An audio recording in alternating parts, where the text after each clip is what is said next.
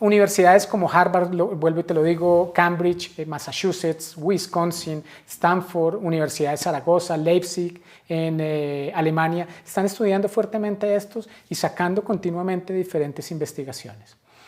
Ahora bien, puede que yo te dé una información y puede que tú tengas otra. No te preocupes por eso, porque es que hoy día una universidad saca una investigación sobre un tema y a los 3 días otra y puede que se contradigan estas investigaciones. Entonces permitámonos, como dice el mindfulness, tener apertura y curiosidad. Simplemente quédate con lo que te sirva de esto que te voy a contar en este momento, ¿vale? Lo primero que quiero hablarte es de una estructura. Sara Lazard, quien trabaja en el Hospital General de Massachusetts y colabora con la Universidad de Harvard en investigaciones, un buen día decidió estudiar mindfulness y la neurociencia del mindfulness debido a que alguien le dijo en algún momento de su vida, oiga, el yoga es una práctica muy chévere y tiene unos efectos en el cuerpo y en la mente muy importantes de relajación, de calma. Y ella comenzó, pues no creía y comenzó a practicar yoga y se dio cuenta de que eso estaba pasando con ella y comenzó a tener interés sobre todo esto que tenía que ver con lo contemplativo, la observación de las cosas, la observación del cuerpo, la respiración, yoga, y llega a hacer procesos de mindfulness. Dentro de una de sus investigaciones encuentra que las cortezas cerebrales en algunas personas que practican mindfulness versus las que no practican mindfulness son diferentes y los tamaños son muy diferentes. Entonces ella lo que hace en su primer estudio es comparar los tamaños de las cortezas cerebrales. Dentro de esa comparativa lo primero que encuentra es que, por ejemplo, la corteza insular o la ínsula es más grande en personas que meditan de personas que no meditan. Esto es uno de los parámetros. Uno de los parámetros de investigación normalmente que se da es personas que lleven más de 10.000 horas meditando. Puede ser más o menos entre 8 y 10 años dependiendo de cuánto tú medites en el día. 8 y 10 años meditando, y sobre eso es que hacen las comparaciones. Entonces, cuando estas personas se dan cuenta de que la corteza insular es más grande.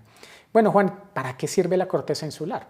La ínsula es la que tiene el sentido de interocepción, de sentir el cuerpo, sentir tu respiración, sentir los latidos de tu corazón, sentir lo que emana dentro de tu cuerpo. Posiblemente podemos decir que los dolores pueden estar allí también. Entonces, el sentido de interocepción. Ya sabemos que hay 5 sentidos que van hacia afuera, que captan la información que viene desde afuera, y ahora tenemos un sentido que es un sentido de sentir nuestro cuerpo.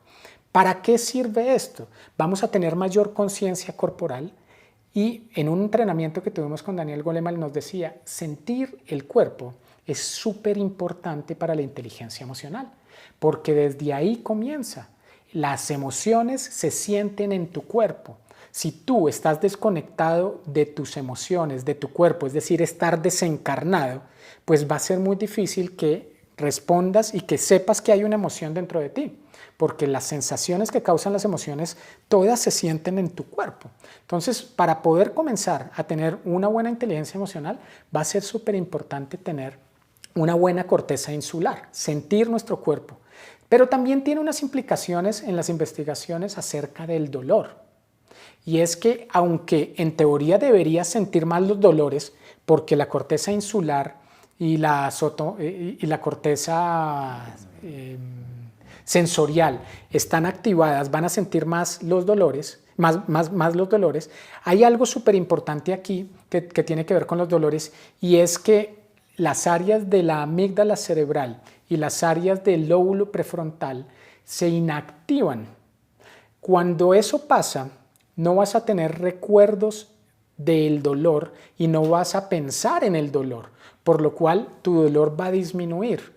Eso es lo que la metáfora de los budistas hablan, la de las 2 flechas. Fíjate una cosa.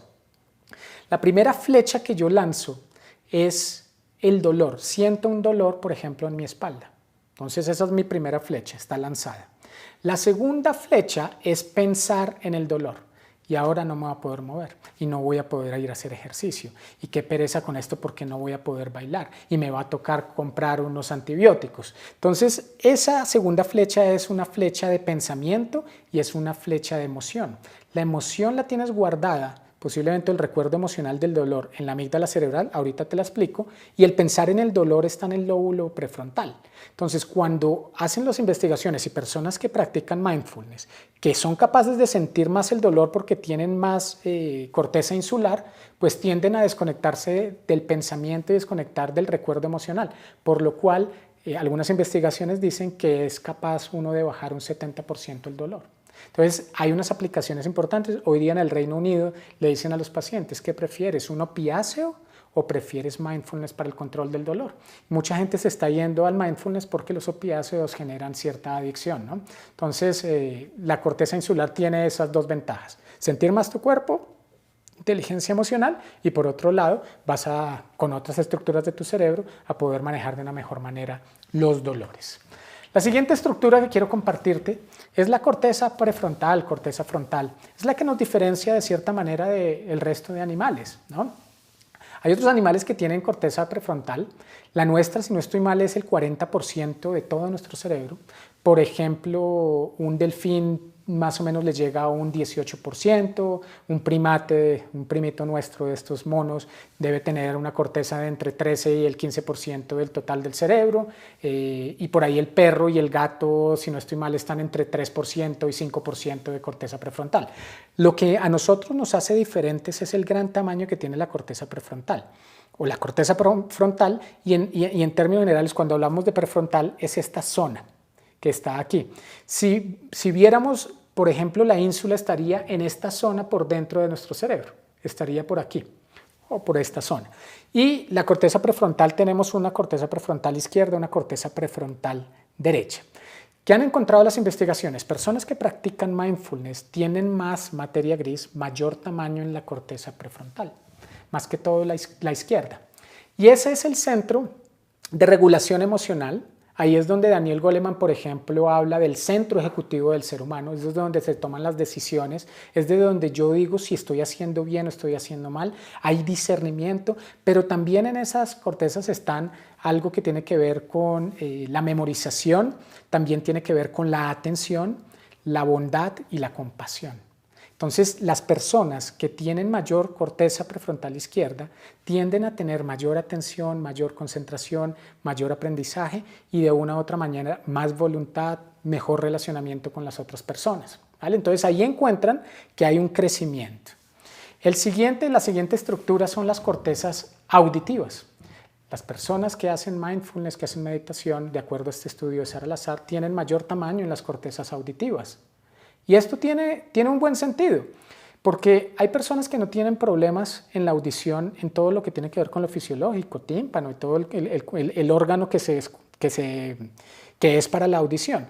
Sin embargo, han perdido conexiones hacia el área del cerebro donde se captan los sonidos. Entonces, aunque puede que estén oyendo, pues llega muy vaga la señal. Cuando comienza a haber materia gris allí y mayores conexiones en la corteza auditiva, es posible que recuperemos la vista.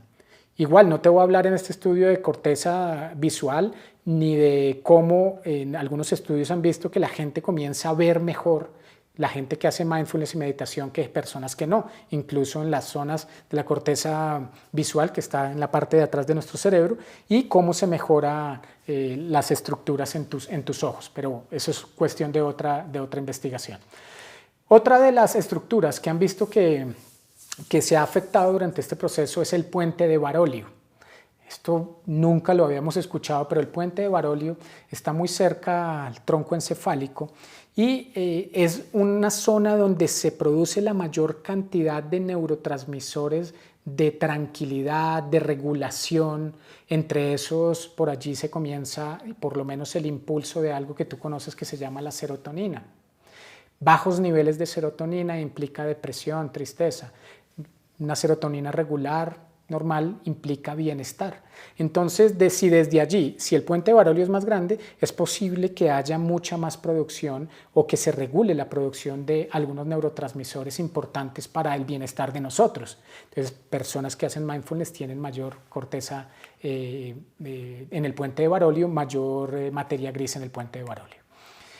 Por otro lado, quiero hablarte de una estructura que muchos conocemos, porque la han estudiado mucho desde hace mucho tiempo e interviene en el circuito de miedo, que se llama la amígdala cerebral.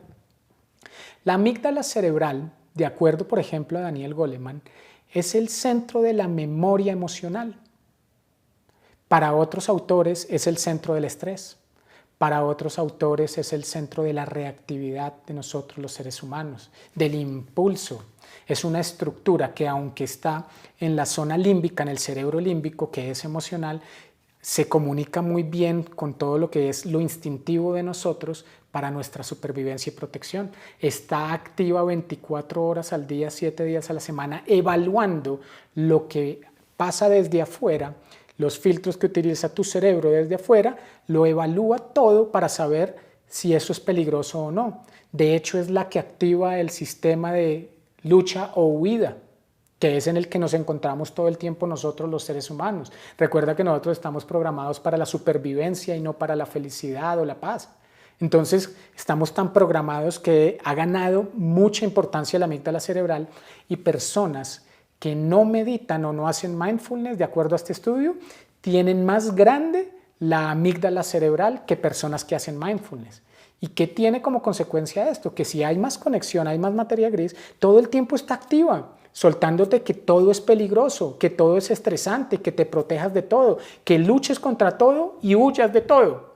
Entonces, las personas que hacen mindfulness tienden a quitar materia gris allí, tiende a volverse un poco más pequeña la amígdala cerebral, a dejar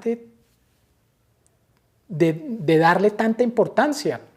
Y eso hace que nosotros tengamos menos miedo, menos reactividad, le demos la opción a áreas de nuestro cerebro como lóbulos prefrontales para que tomen decisiones y no seamos tomados por ella.